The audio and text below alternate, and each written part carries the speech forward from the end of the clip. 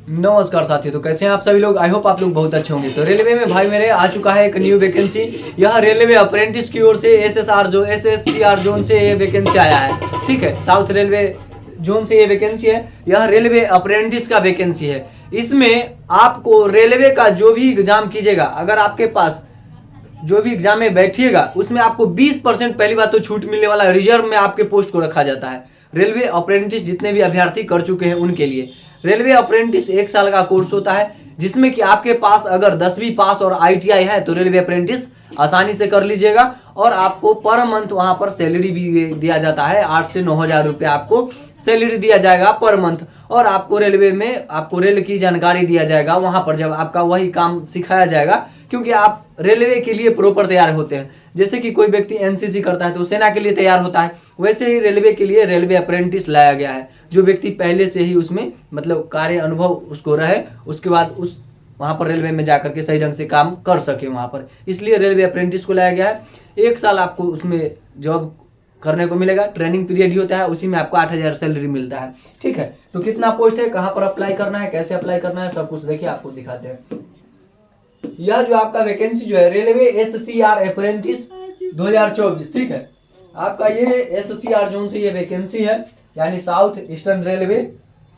उसके बाद एप्लीकेशन जो इसमें आप फॉर्म भरिएगा, ठीक है, तो इसके लिए आपको 10वीं पास होना चाहिए।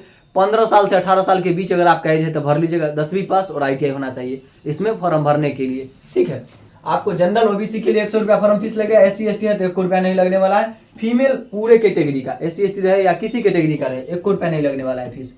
ठीक है, उसके बाद एप्लीकेशन की बात कर ले तो आपका 28 तारीख 11वां महीना 2024, यानी आज से ही आपका फॉर्म अप्लाई स्टार्ट हो रहा है। ठीक है, और लास्ट डेट आपका 27 तारीख 12वां महीना 2024 रखा गया है, वो भी 5 बजे तक। टाइम भी यहाँ पर दे दिया है, मेंशन कर दिया गया है। ठीक है, पैसा जमा करने का भी वही डेट दिया गया है, 27 तारीख हुई डेट दिया गया है। ठीक है, उसके बाद मैं बात कर लूँ आगे, तो यहाँ पर देख लीजिए आपका एज क्या रखा गया है। आपका एज 1 तारीख 1वां महीना 2024 से काउंट किया गया है। 1 तारीख 1वां महीना 2024 तक आपका जो कम से कम एज होना चाहिए वो 15 साल एज होना चाहिए। ठीक है, और अधिकतम एज आपका 24 साल से ज़्यादा नहीं होना चाहिए। 24 साल तक आपका होना बहुत ही जरूरी है।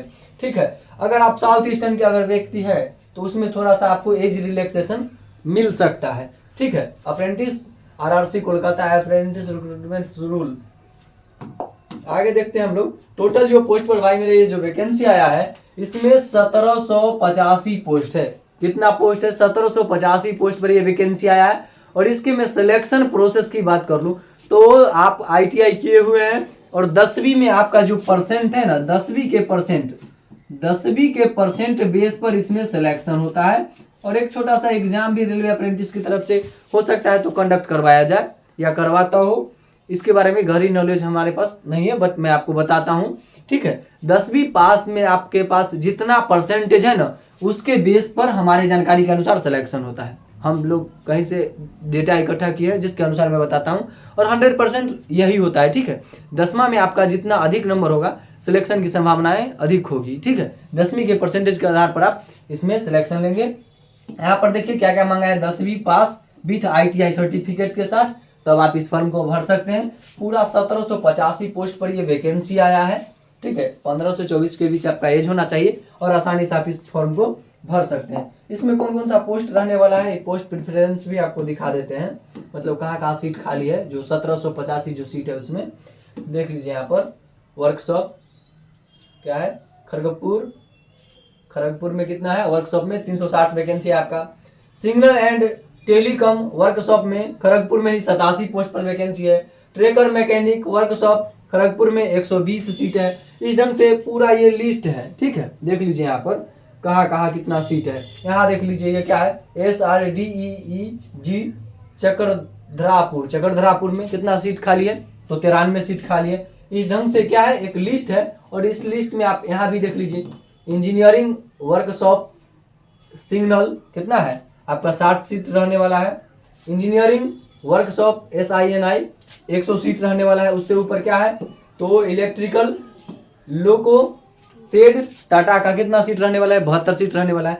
तो इसका लिस्ट है। ठीक है, अब इस लिस्ट को अगर आप देखना चाहते हैं ना, हालांकि आपको तो वैकेंसी से रिलेटेड बात चाहिए था, तो आप टेलीग्राम के नीचे में लिंक दिया हुआ है वीडियो के डिस्क्रिप्शन में, वहाँ पर जाइए, उस लिंक पर क्लिक कीजिएगा और वहाँ से आप डायरेक्ट ये लिस्ट के पास पहुँच जाएगा, आराम से देख लीजिएगा टेलीग्राम पर जाते मात्र ज्वाइन करते ही, ठीक है, आपको दिख जाएगा। और मैं आपके जानकारी के लिए बता दूँ, इसको तो आप देख ही लेंगे, फॉर्म भरने के लिए और सिलेक्शन प्रोसेस के लिए तो आप लोगों ने समझ लिया। 15 से 24 एज है आपका, 10वीं पास और ITI है तो कर लीजिए, क्योंकि आपको रेलवे में 20% आपको छूट मिलने वाला है। एक तो आप सभी को पता है रेलवे अब ITI कन्फर्म मतलब कर दिया है, हर एक पोस्ट में रेलवे का अब ITI चाहिए, ठीक है। उसके बाद भी आप अगर अप्रेंटिस कर लेते हैं तो 20% आपको छूट मिलने वाला है, वो भी 10वीं के मार्कशीट पर आपका हो रहा है चयन।